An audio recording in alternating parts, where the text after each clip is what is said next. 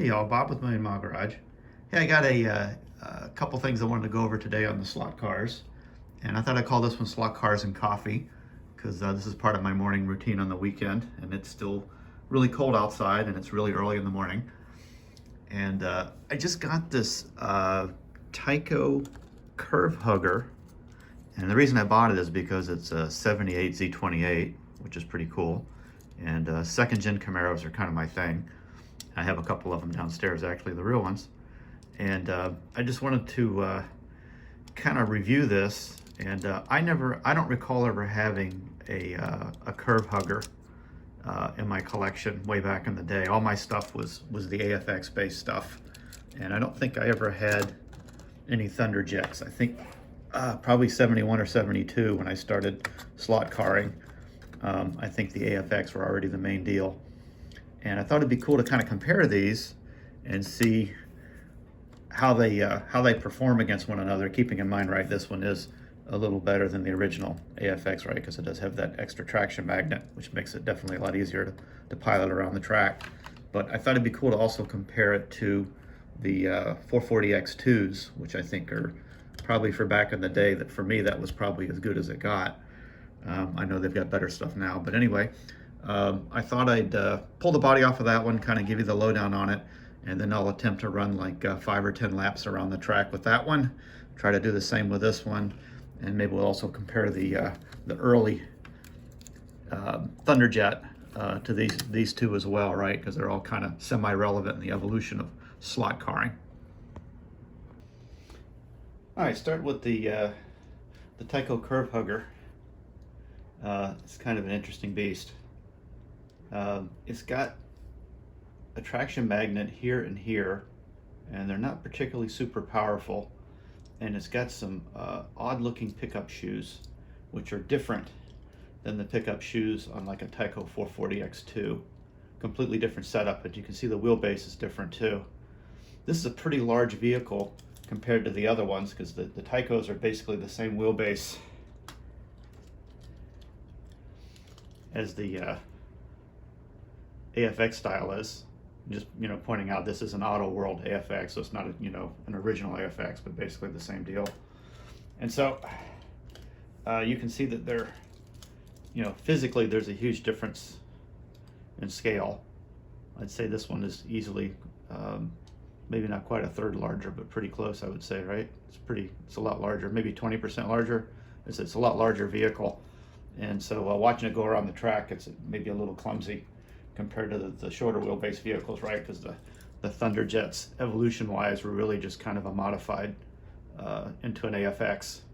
And you can see Auto World chose to put the magnets on opposite sides. I don't know why they did that. It's kind of weird.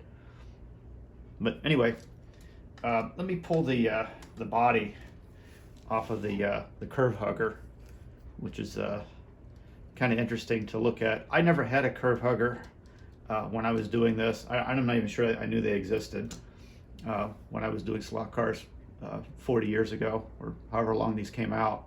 And you can see it has a traditional, like what they would call a can motor. It's a metal frame, and kind of a wide plastic chassis. And then if you take one of the original 440X2s, similar layout, right? It's got doesn't have a pancake motor. It's, kind of a can motor, except this is integral with the chassis. Again, you see a much shorter wheelbase, and the magnets, it does have a pair of traction magnets here, which are much deeper. These are bigger magnets than these are in the back here, and I don't think they're near as effective. So I'd say the handling on this is actually similar to a Thunderjet, but probably more similar to a Thunderjet that doesn't have that big traction magnet hanging off the back. So kind of weird animals. And I guess parts for these are difficult to come by. And, of course, I bought this at Christmas time last year before I took my trip down to Florida. And so I didn't really get a chance to play with it too much until I came back. So that's why I thought I would do a review on it. So I'm going to snap the body back on, and we'll take this one around the track.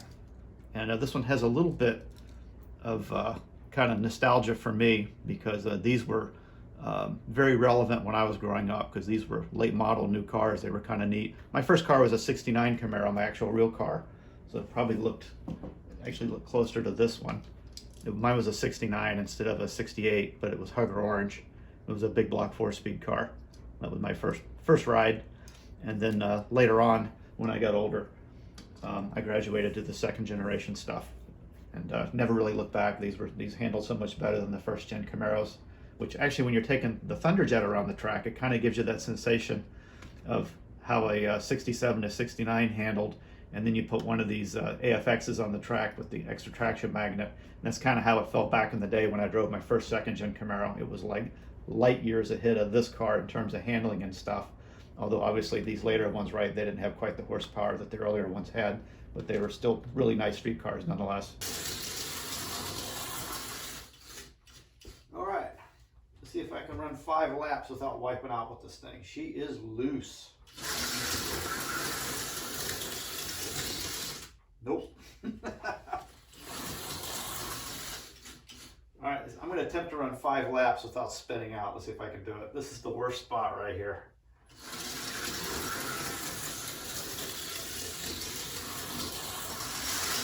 One lap. Ooh, loose. 2.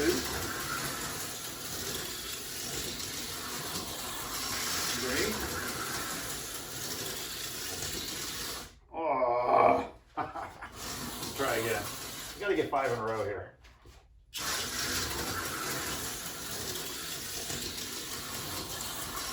1. Ooh. 2. 3. 4.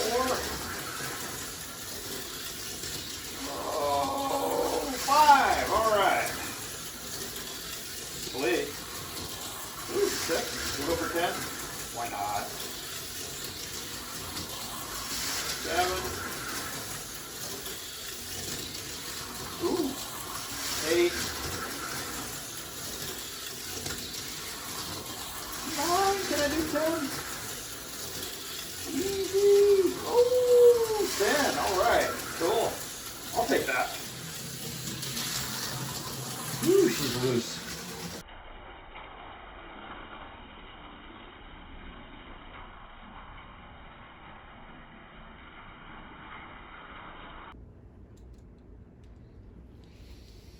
All right. Hey, why don't we take the Thunderjet for a spin, and then we'll do this one. So it's kind of give you an idea how the different ones handle. But before we run this one, let me just take a trip downstairs real quick. I guess it's that way. Yeah, that way. And I'm going to show you my my 2 second gen Camaros, the real ones. Just show you the inspiration for today's video.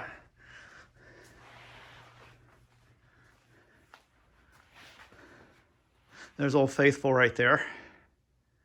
That's a 78 Camaro. And then here's a 79 Camaro right here. Let me show the interior. I don't know how well that's going to turn out. We've got a lot of light coming through the windows here.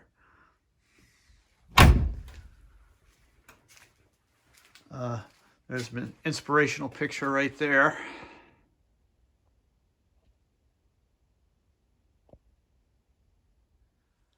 And there's an original promo from 1978, I believe.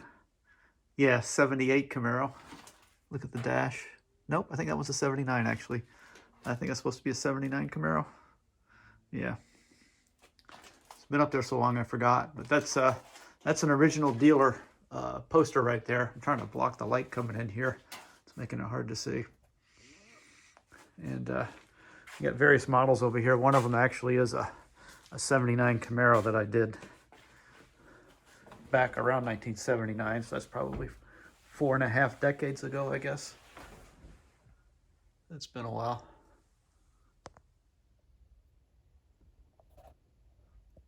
It's in pretty decent shape. Pretty cool. Maybe I'll try to get it down and I'll show it upstairs later. Pretty neat. But anyway, That's my inspiration. I'm definitely a Camaro fan, and I do like the second gens. I like me some second gen. In fact, I'll lift the hood on this one if I can get it. If the car cover's hanging on it too much. I don't know if I can get that off or not. Maybe not. Let me get that off over here. Yeah, there we go. Get that car cover out of the way. Yeah, she's pretty clean under the hood.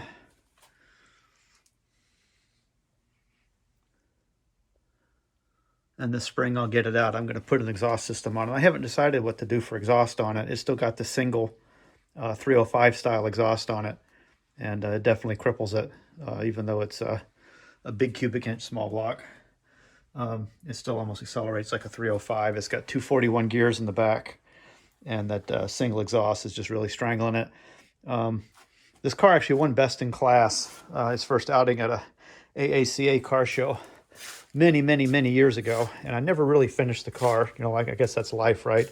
I go from one temporary obsession to another, and I spent a lot of time getting this one back together, a lot of block sanding. I got her really straight, and she looks really nice sitting out in the light at a car show. But, you know, life happens, right? And, of course, this one got run into. I'll show a little clip of this one. I had to pull it out to get the Christmas tree back up on the shelf. A couple of weeks ago, after we got back from Florida, we still had the tree up here in Alabama. And this one does run and drive pretty decent, but the passenger side got smashed up pretty good several years ago from a talking, texting driver, right? Just typical, right? The cell phone crap. That's also what got the Maxima wreck several years ago, and my son was driving it.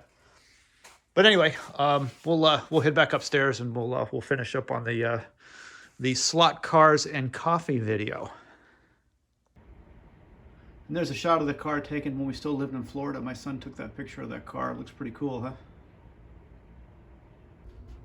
All right, here's the Thunderjet 68 Camaro. And this is an auto world, so it does have the traction magnet, like I said before. So I'm going to attempt to do 10 laps. If I make it 5 plus whatever, I'll probably stop after that. I probably don't want to bore you guys too much. But let's just see if I can get this one to go around the track. This one's a little slippery. And this area I got right in here usually always kind of takes me out. But we'll take and see what happens.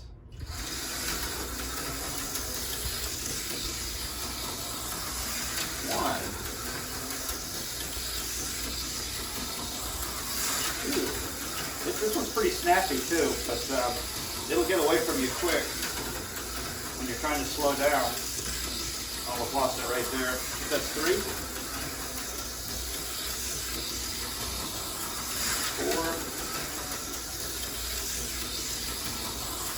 5, okay, I'll go for 10, why not? 6,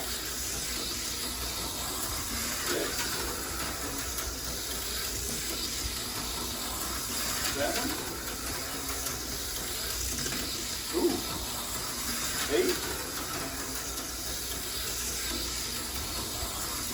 This never happens, especially when I'm filming. I'm kind of dogging it though. All right, I did make it 10 laps around without spinning out, which is pretty good. Sure, if I was racing, I probably would end up wiping out. This spot right here, it always wipes out. Yeah, you go too fast here, and then right here, that always can spin out real easy, like right there. Boom. I wonder if I can get it to back up and turn around. Oh, cool. It's a stunt car too. Sweet. I'm just taking the Thunderjet around the inside lane just to show you how slippery it can be.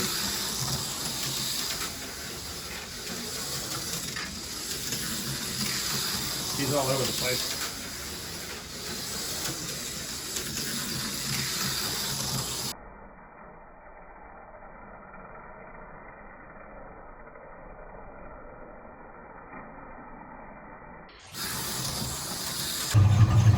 Hey, here's a shot of Old Faithful, my 78 Camaro.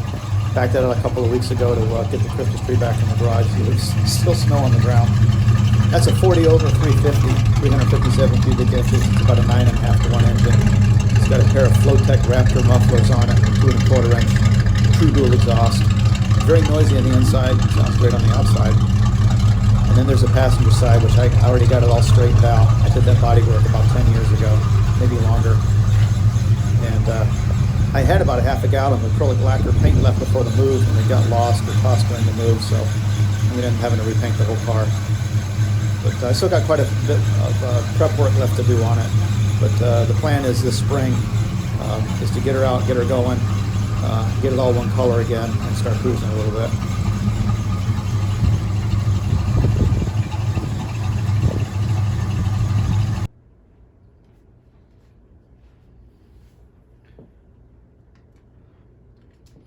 Okay, let's take the Auto World AFX for a spin.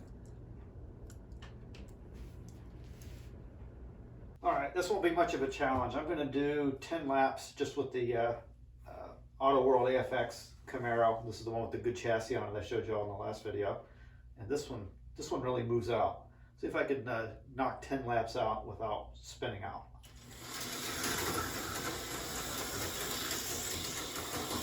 There's one, two, three, four, rips, five, six, seven, eight, 9, 10. I'm just going to go flat out. I know I was sandbagging a little bit. See if I can just use it for really. Oh yeah.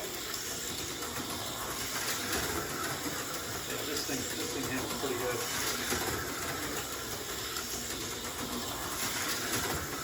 I still have to concentrate to drive this one compared to like a Tyco. The Tycos are so good at staying on the track, it's almost boring. I almost wiped out right there.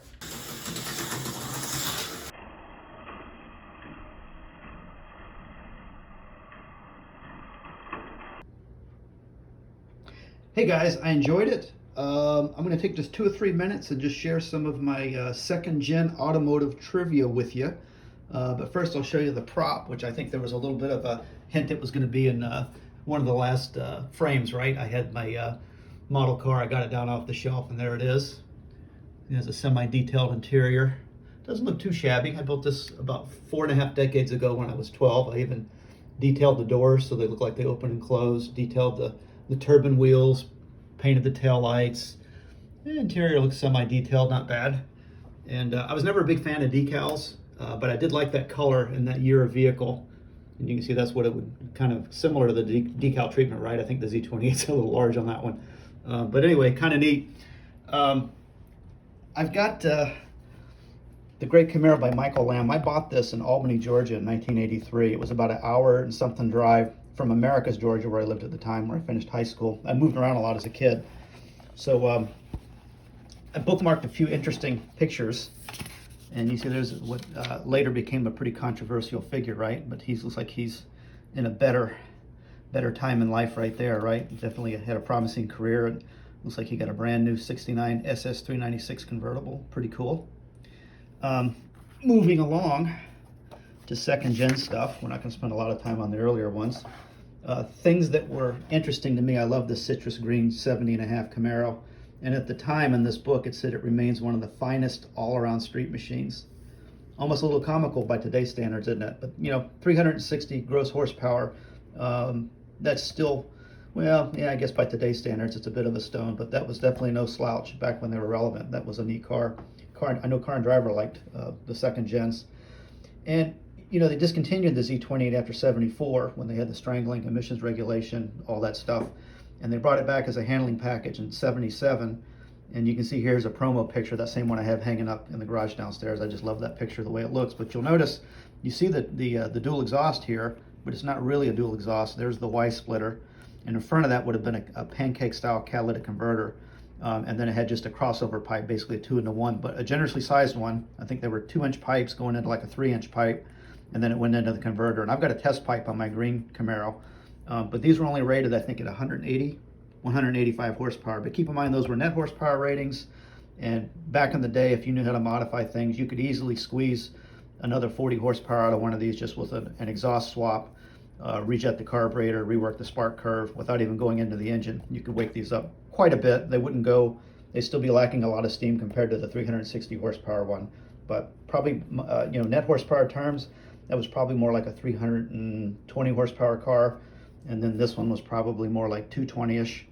And then if you could squeeze another 40 out of it, you're, 280, maybe 280-ish, 230, 260, 280 gross horsepower. So, not a barnstormer, but it was a nice rig. Just moving over here, you can see Chaparral. And if you are slot car fans, you may have this one because it is a Auto World Thunderjet. I haven't opened this one yet. I'll do a review on it later, but you can see the decals on it. Whereas you can see the Valvoline decal on the fender. There it is on this one. It may not be in the exact order, and maybe depending on where they were in the season, it changed a little bit. And I noticed they said Jim Hall drove this one, but they don't. His name's not on the car either. And I think they were teams, right? So they probably switched out. So maybe they didn't have the drivers' names on the cars. But that is the paint scheme. That is the car. Kind of neat. So yeah, they did have a racing history, and one page over they actually mixed it up with Porsches, which were really good handlers. You see this one lifted his tire. It says in here, it says Mike Kaiser's Porsche lifts a leg, but Mo Carter's Camaro hangs flat. Kaiser eventually won 1973 Camel GT over 50 years ago. But there it is, a Camaro mixing it up with some higher end stuff, right? That was a true handling machine there. And that was a nice road machine, but that one wasn't because it was a race car. Kind of cool. I'm going to go ahead and wrap this up. I appreciate you guys watching. Again, thank you for the 11 subscribers I got from that Slot Cars and Snow video. I would really, some of these videos, I know hardly anybody watches them, but I thought I would do another one of these, and maybe I'll just kind of do what I've been doing and just kind of share what I got planned for the rest of the year. Maybe talk about world events a little bit here and there, nothing too political. But I really enjoyed sharing this with you. I hope you guys enjoyed watching it, and I hope you enjoy your weekend, and we'll see you in a couple of weeks.